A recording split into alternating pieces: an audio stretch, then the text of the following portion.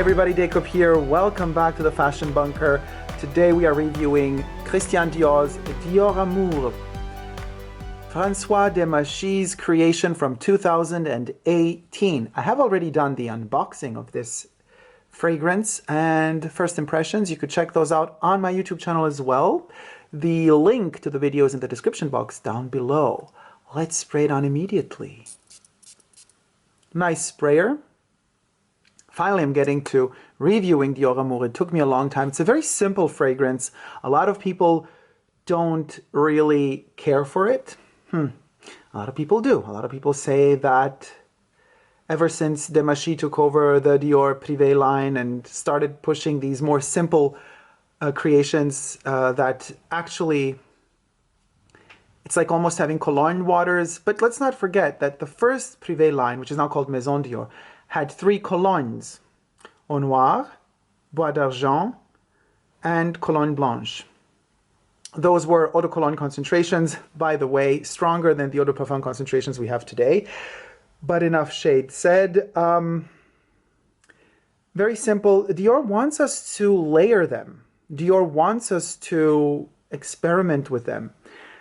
I'm more for the simplistic approach. If I, get a fragrance, I want to test it, feel it, sense it on its own, in its own right, before I even fathom the idea of layering it with other fragrances. So let's smell it out. I love it, but basically the ingredients listed are just jasmine, iris, and powdery notes. And not just that, but Demachy has also stated that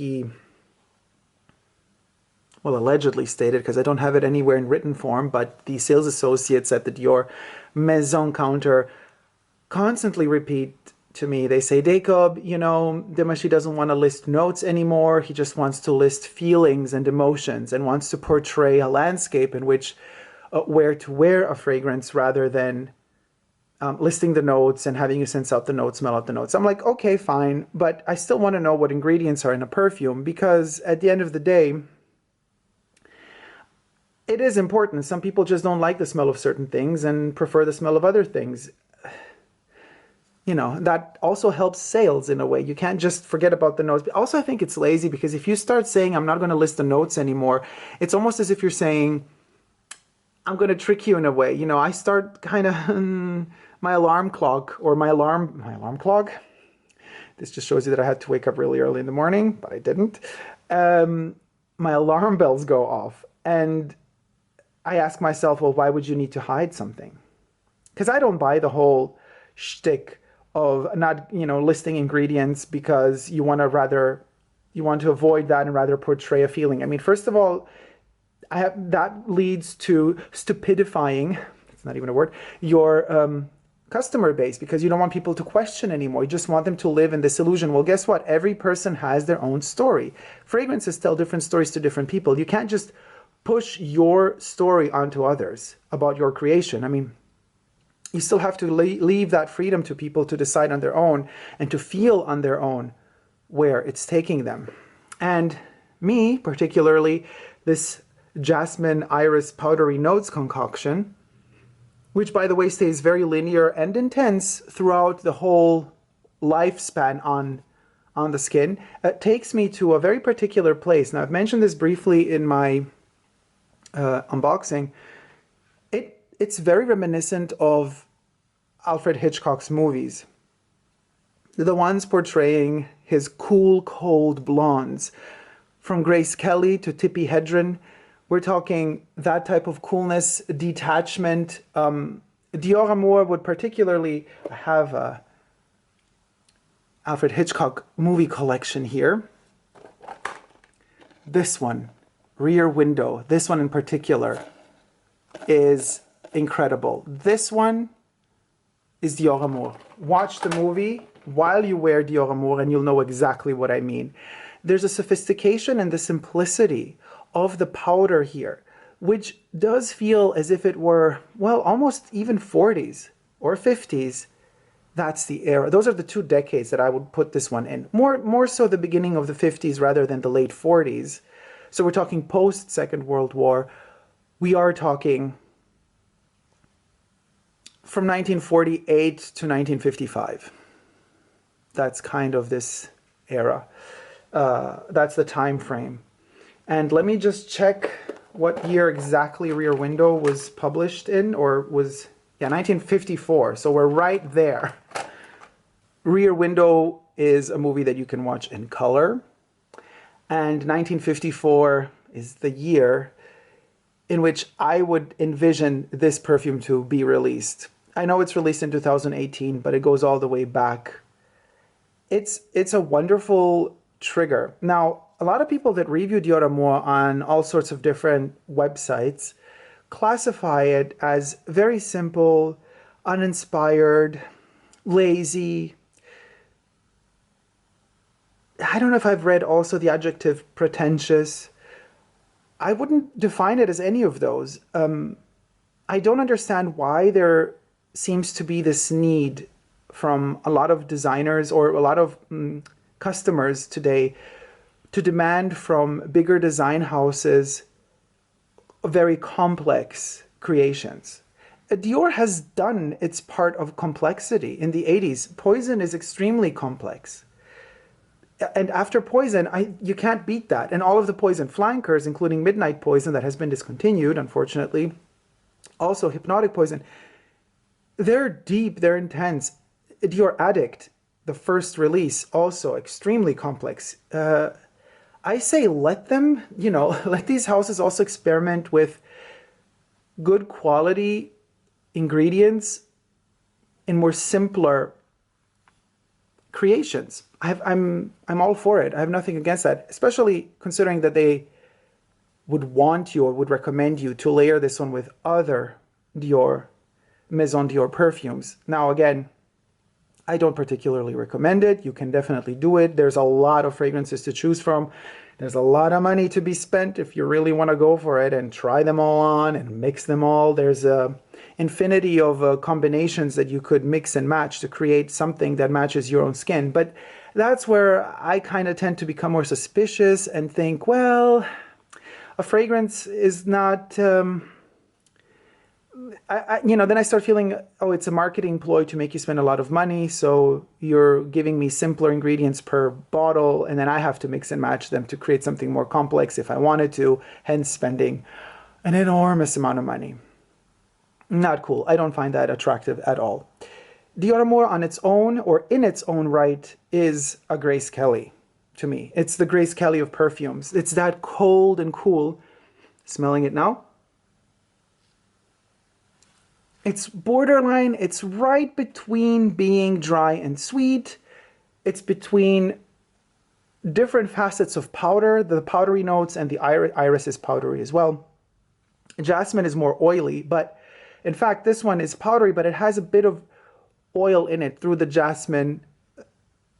Yes, it is synthetic. There's a lot of synthetic notes in here. I would almost say that there's an aldehyde type of quality to the opening note because it does, it is almost champagne-y. There's a bubbly note to it in the top, which is a bit metallic. And that metallic note, it's as if you have a little slightly rusted razor blade, metal razor blade. And then you could imagine going with that slightly rusty razor blade, which also has a smell of its own, and kind of cutting layers off or chipping off layers of a rosy, this color here, rosy, compact powder that is slightly scented, and you're chipping off all of that, and then you spray on it a mist of jasmine, and then you mix it all, you kind of squish it all together with iris. So you get that oily, powdery, slightly metallic feel to it. And that metallic feel is what gives Dior Dioramour that cold heart that is very Grace Kelly. The way a Grace Kelly that has been envisioned by Alfred Hitchcock, not the Grace Kelly that we know after. But Grace Kelly as a character in, for example, Rear Window. It's a... despite it being so powdery and rosy, even the color of it, it's like a rosy, very, very delicate light rose liquid, it still has dirt in it. And that's that slight rusty touch. So this cold-hearted blonde beauty has a secret, and it has a past. It does have a complex past. And this is where Dior comes in play again. Let me show you an example. This is the first edition of the saddlebag. Now, this is the John Galliano saddlebag, not the joke that's been released today. Liquefied, watered down, Dior copying themselves, Maria Grazia Chiuri copying Galliano, not attributing even one single thank you or acknowledgement of the fact that this bag was created during the Galliano era. This is the original.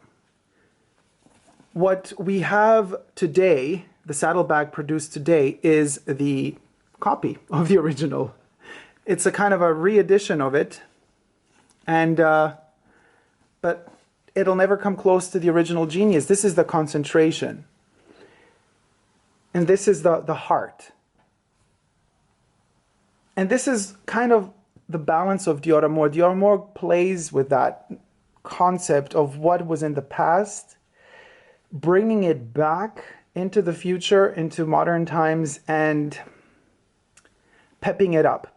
I have to say, Demachi did a better job than Maria Grazia Chiuri ever could. Her revamping certain Dior styles and patterns and language, not good.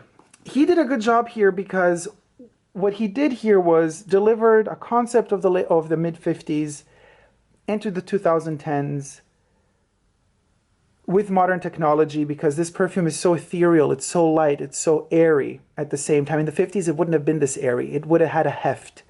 In the 50s, it would have been more anchored to the ground. It would have had more oily notes. It would have had more of a cloying punch. And Dior Amour is just borderline to becoming cloying, but it never gets there, really. And to a lot of people, that might seem to be a lack of quality. To me, it is a symbol of quality, because I do want this one to be subdued. It's not true that I wish every fragrance to be over the top, overpowering, mesmerizing from every point of view just because it comes from a big brand and because it's very expensive. No, doesn't always have to be. If the concept is very clear and it works for its concept, then I definitely agree with the perfume. Also, I can definitely appreciate and love a fragrance that is also lighter. So what Demachi did, let me show you another example. This is a really funny example. This is another Dior bag. Here, this is a really big one. It's another Galliano era. What Galliano was masterful at doing, he loved the 40s and the 30s. This one, obviously, well, it's in denim. It's like a black denim and leather. And it's an obvious game.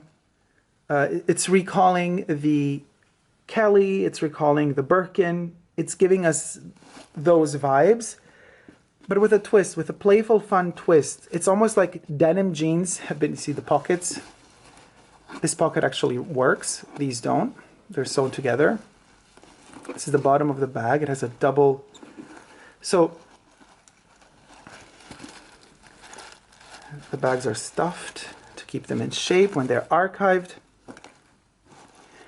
This is a playful continuation of what history has delivered and how we can acknowledge and respect that history, whether it be design or fragrances, and adding to it a whimsical layer. Lagerfeld, I'm saying Lagerfeld, sorry about that.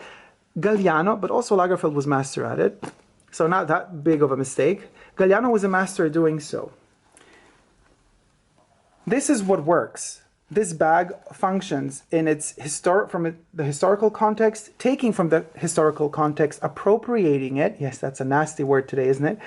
And creating something whimsical and fun, not to be taken too seriously. This is the concept of Dior Amour as well. And Demachi did a great job. He keeps it classy. There's nothing tacky about this fragrance, though. You know, the denim jeans version of a Dior bag that resembles some sort of way a Birkin, there's a very strong trash component to it, of course. Dior Amour does not have any trashy components. However, it is a revisitation of an era and of a time that, due to the way this fragrance has been described by Dior's marketing, seems as if they were not even aware of what they had in hand, because they don't touch base on that. They don't touch base on the power that this fragrance really has. The description of this fragrance does not match the vision that I have of this fragrance, which brings me back to my initial thought, which is maybe you should give your viewers a bit more credit and allow them to read which ingredients are in the fragrance and let them travel on their own film, movie, path, time warp, whatever have you, when they smell it. Smelling it again. When this one dries down, it gets a sort of a peachy, peachy, fruity note touch to it, which I love. And usually this is something that the orris root does. The orris root has the particular characteristic of the more time passes, the more it opens up and the more intense it smells. Here, orris root is not listed, only iris is listed, but could be that the iris is working the way an orris root would work as well. The orris root is the root of the iris anyway. So because, why am I saying this? Because with time, it's as if this iris from the dry, powdery tone has blossomed into something more rich and more opulent. So as it dries down on the skin, it stays quite close to the skin. But when you really put your nose in it, it has a luscious, almost lotiony, creamy, blossomy note to it. It's very delicate, and if you don't time it right, if you don't sniff it just right, you might just miss it. And this is also why I mention Hitchcock in the case of the review of this particular fragrance, because the way he edited and shot his movies, you know, back then directors usually didn't have the right, well, still today in Hollywood, depending what sort of contract you have, but usually the executive producers and producers have the final say on editing a movie. So you're the director, you create it, you film it, and then they edit it and butcher it. Or, you know, Orson Welles is the saddest example of how his masterpieces were butchered because they were edited behind his back. Hitchcock was clever. He knew film to a T, and he wouldn't even allow more than 1 or 2 shots of a certain scene. He knew exactly what he wanted. He would time it exactly right. What does this mean? This means that once the movie made it to the editing room, the editors had no choice but to edit it the way Hitchcock wanted it to, because he only gave them the shots and the amount of material that he deemed necessary. And those were the shots he wanted, or the shots that ended up in the final edit, because he didn't shoot more. But that takes a lot of knowledge to know exactly your craft and the technical aspects of cinema making, and to be able to have that wisdom to know exactly from which angle to shoot it, and you know exactly that it's going to work from that angle, with that lighting, with that length, with that speed, with that intensity, with that acting. To know that and to be able to shoot precisely what you want, it doesn't only take craft and a lot of years of work, but also genius. Dior Amour is like that. It doesn't allow any extra edits or cuts. It's very simple. And now you see people criticizing certain compositions that are simple.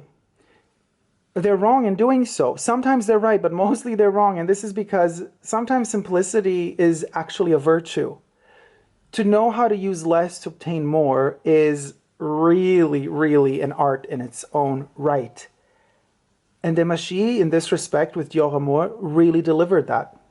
It's really that good. Dior Amour is that good. And there's a very, very big knowledge of perfume making that went into creating something as simple as this one, in first appearance and in surface, appears to be. So just like Hitchcock would film very short bits of film that he knew he wanted and then would not let anything else go into the editing room, same here. Very tight shots. Demachy knows exactly what he's shooting, what he wants, and there's no way of putting this together in other combinations. This is the way it's put together, super simple, straightforward, but with character. Smelling it again, I have the impression that our blonde, cold-hearted character had just an encounter with a lover And this character is now in a convertible car, mid-50s, with gorgeous leather shoes on. The leather is so supple. And we have a close-up of the foot pushing on the gas as the car drives away. The car has an incredible green lacquered finish coat all over it. And we just see the blonde hair waving in the wind as the car rushes away, leaving the scene of the crime. And that's Dior Amour. Ladies and gentlemen, I hope you like this review. If you have, please do thumb it up and let me know what you think about Dior Amour in the comment section down below. Also, if you haven't but wish to, consider subscribing to my channel here on YouTube. I'm also on Instagram, Facebook, Twitter, and also on Patreon, Super Dacob all spelled together. Thank you to all my patrons for pledging. This helps the channel survive. I wish you all a great day or night, and until we see each other next time, never forget to never give up on love. Love you all. See you soon. Take care. Bye.